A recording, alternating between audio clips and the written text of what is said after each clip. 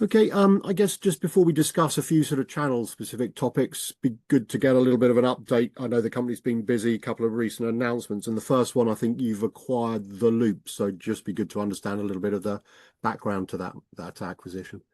Yeah, we're really excited about this actually. So we all know that the world of work is changing, and particularly in the industries that we serve. So we serve industries, we call them sort of heavy, hardcore, very asset intensive industries. And we realized that having generic AI tagged on the side of systems just really wasn't going to cut it. We've got this tagline actually, our customers. So we serve customers that make, service, power and protect the planet. And that's our tagline. So our view is that AI really would only be useful and touch the bottom line if embedded in the heart of systems and processes that customers use every single day. And of course, AI is not standing still. The idea of agents is really coming along with the notion that software is being capable of more autonomous action. So acting almost like a sort of human in many, many respects. And actually, I've got a fact for you, which I learned the other day. By the end of 2028, $1 trillion per year will be spent on AI. And actually, there's only, put that into context, there's only 18 countries on the planet that have a GDP bigger than that.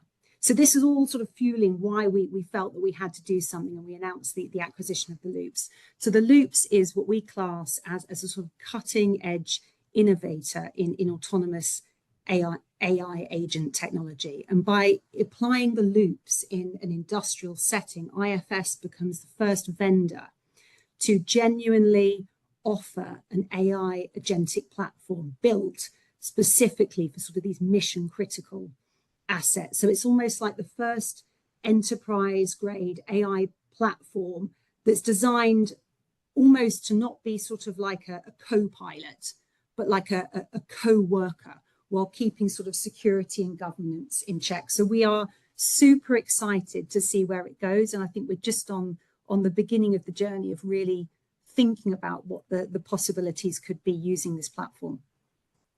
No, that makes a lot of sense, because a few conversations I've had recently is this, the agentic AI seems to be very much the thing going forward. So it'll be exciting to see how that develops. And I know also you've recently sort of detailed a bit of a collaboration with TomTom as well. So just, yeah, it'd be good to understand a little bit about what was involved or what is involved with that.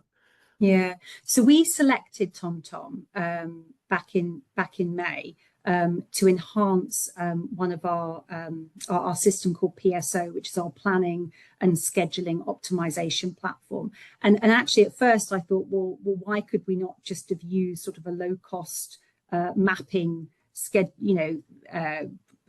tool like Google Maps or something like that?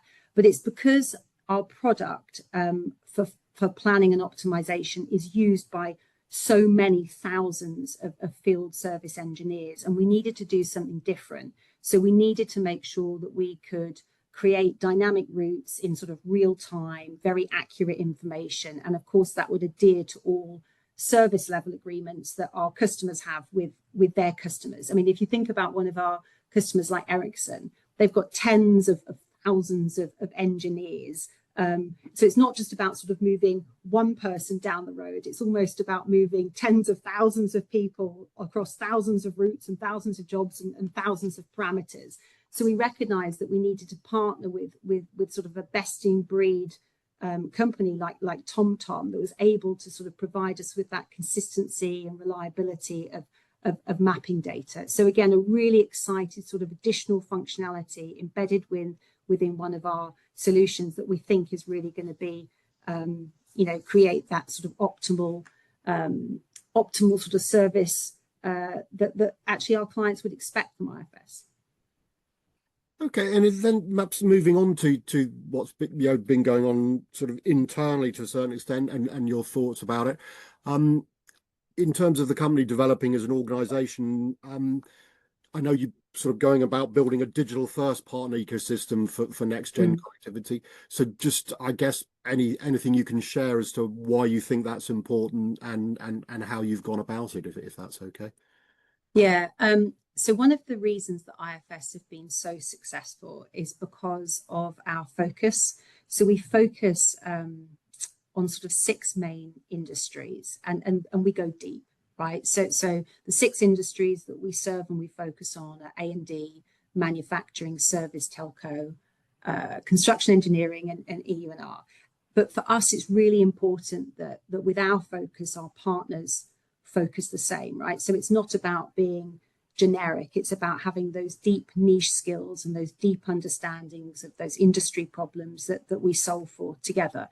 And we made a really conscious decision to adopt an open platform. So using APIs and web-friendly interfaces to allow our partners to extend our platform to help with those very specific customer needs. So it's not our, I mean, we'd love IFS to be end-to-end platform with all of our customers, but we're realistic and we recognize that our customers have very complex technology architectures. So as I said, our approach is that partners can not just extend but build on, integrate with other technology, which is really important. So for us, digital first ecosystem is really about a combination of an open platform, very domain specific industry and sub-industry requirements, solving very specific business needs. I'll give you an example. Like one of the industries we serve is construction, and the role of a foreman is very unique and very specific. And we've got a partner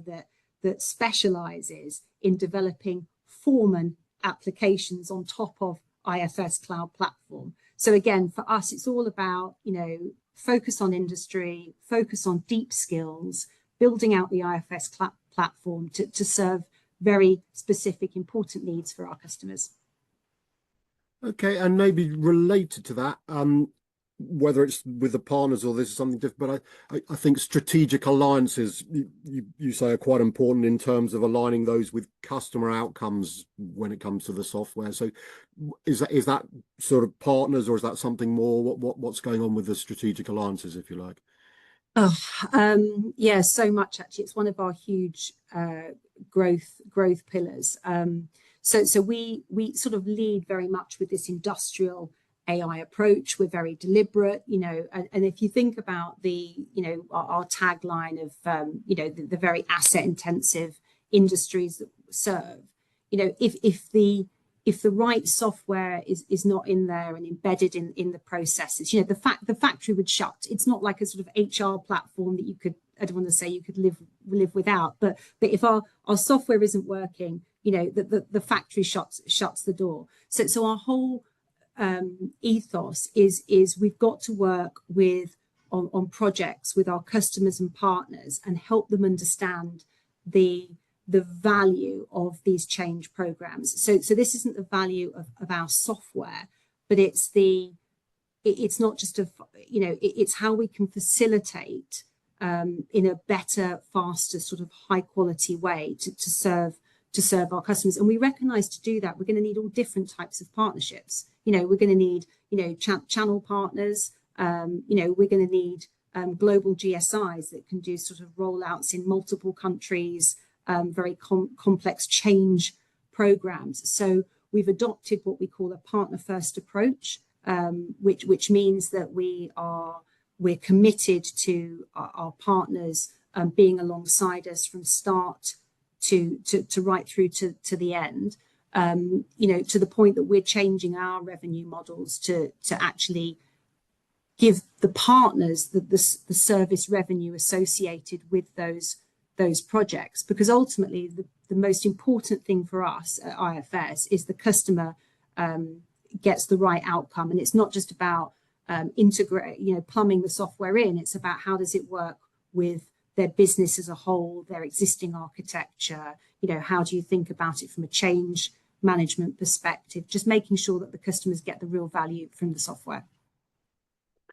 Okay, and another aspect I believe is around digital sales transformation in terms of helping to drive new sales growth. And I'm guessing that starts with yourselves and then through the partners as well, or what I suppose, how would you define the digital sales transformation? What needs to happen, I suppose?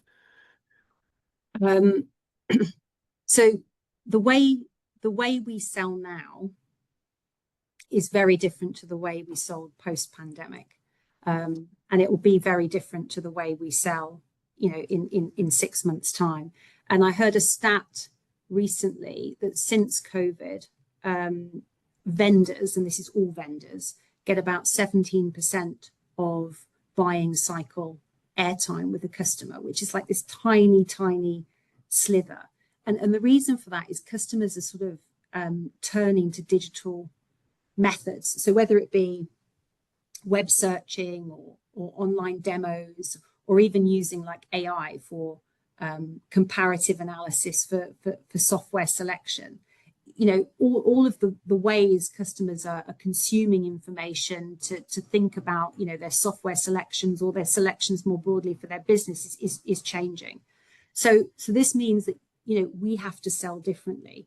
If we didn't have that digital first approach, we would be absolutely left behind. And give it a year, if your sales organization isn't digital first and embracing AI, I genuinely feel it's one of those Kodak moments, that we will get, or they would get left behind. And we're sort of thinking about doing it in different ways ourselves. So we've developed this, we use this platform called Consensus. So I think of Consensus, it's like a business YouTube, but it basically allows us to put together material for our customers in bite-sized chunks, a sort of video format, so that they can actually see relevant information to them, and consume it in a way that we would consume things in our private life. Another sort of example would be like translation services. It used to take us a huge amount of time to translate one of our videos, or even our enablement and training videos, into Japanese or Spanish or Arabic. Well, we translated 100 videos over a weekend into multiple different languages. So the way we're consuming, digital tools ourselves is massively changing. And we know our customers are going to just want more of it in this consumable fashion, rather than sending them, hundreds and hundreds of pages of PowerPoint or documents. It's just not the way customers are buying anymore. Yeah, that's interesting, and maybe somewhat related to that is scaling the go to market functions. You mentioned about getting all those videos done. I guess that's a sort of at scale, but we're talking, I suppose, geographical regions, and you say obviously the verticals you work in. So, what sort of activities are included in that sort of scaling go to market?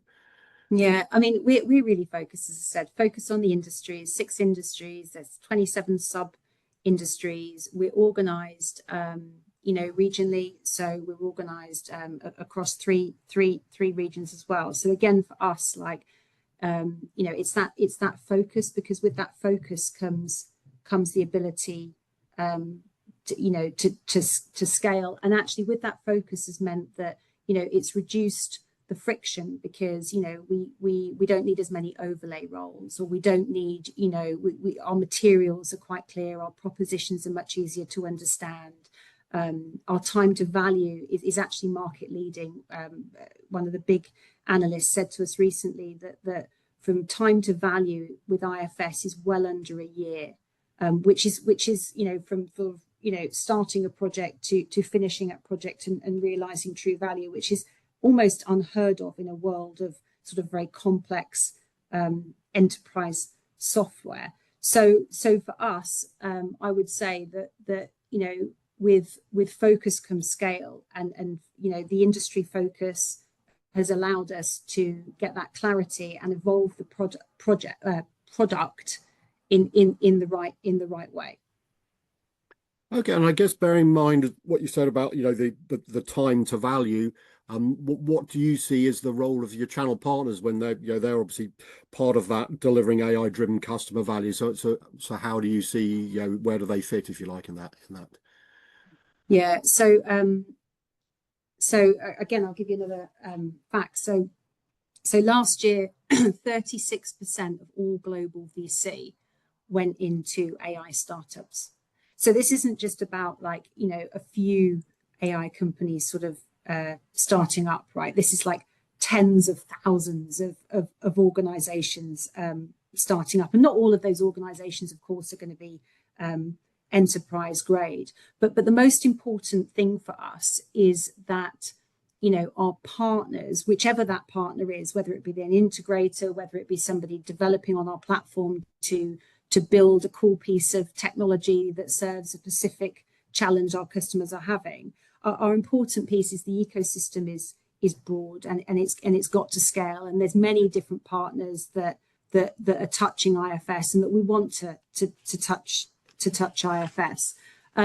So, and actually bringing it back to TheLoops, that's one of the reasons that we've acquired TheLoops, because TheLoops will give us that agentic platform which allows partners to build their use cases very, very quickly. So it's almost like that ultimate API, that industrial agent specifically for you. So our role of channel partners is super important, because again, it's not just about the implementation of software, it's about the building on IFS cloud, the extending our platform, the solving problems that we wouldn't be able to solve on our own, and also, you know, leveraging, you know, all of these different sort of AI initiatives or AI startups, AI use cases to really drive our business forward. So for us, again, the message is partner first. No matter what type of partner you are, a channel partner, technology partner,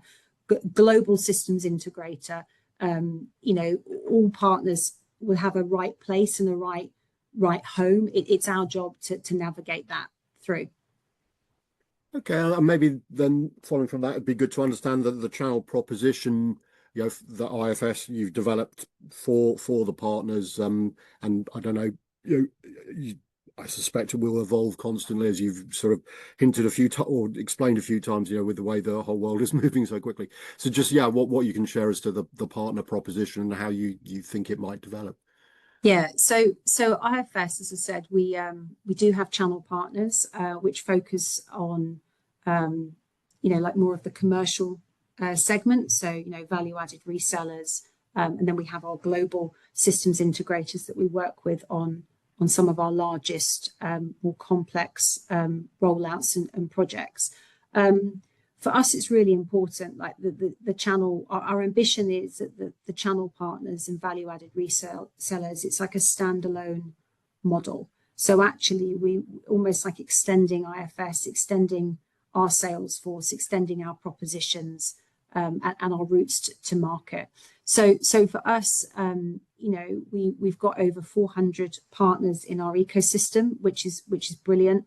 We need to, you know, make sure that we give our partners access to IFS Cloud, all of the right tools and processes to allow them to be the best at what they're at. But as I said, ultimately, our aim is that our channel partners have a segment of the market that they're actually able to own and resell those licenses directly into. But as I said, it's not just about channel partners. It's about one of our biggest partners, you know, Microsoft, for example. You know, all of IFS is built on Azure.